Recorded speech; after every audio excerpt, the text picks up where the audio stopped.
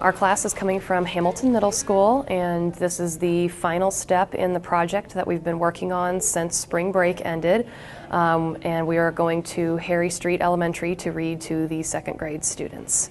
We're writing a children's book. They had to plan their book. They had to pitch their plot to the class.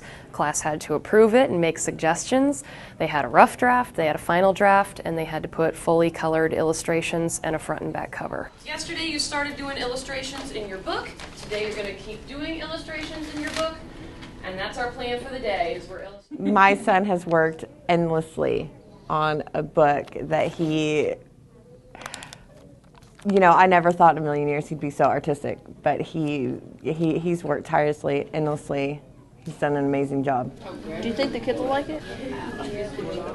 My book was about a ballerina named Bella, and she loved to dance, but then she later discovered that she had to work hard for what she wanted in life. She couldn't just get whatever she wanted in a couple days. She actually had to work for it. I wrote about a tiny dragon, of course named Tiny, who has been teased by other bigger dragons, but I just refer to him as the others in the book.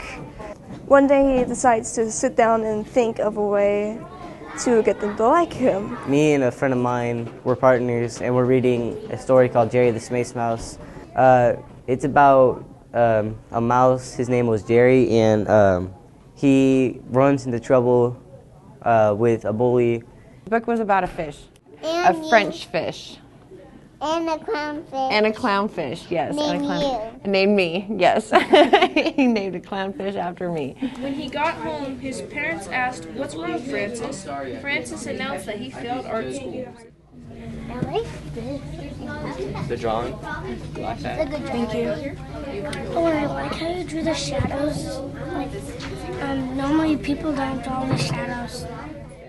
They loved seeing the pictures in the stories, and they loved hearing the stories, and my kids came up with some really great questions to ask them after they were finished reading, and they got to have a dialogue about that, so I think they really enjoyed today. Just hanging with the second graders mostly, because I was their age once, and I'd like to have that back. Just seeing the second graders happy, I wanted to write a book and help relate to what they actually go through. Terry had no friends because people thought he was scary because of his sharp teeth and his slimy green scales. My main goal out of this is that they can learn that literacy and language arts and writing can be fun. It doesn't always have to be something boring.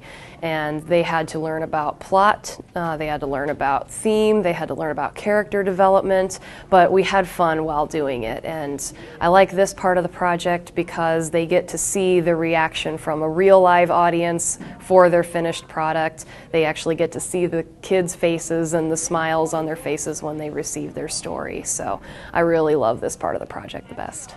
Many learned that friends come and go, but they always stayed in touch no matter what.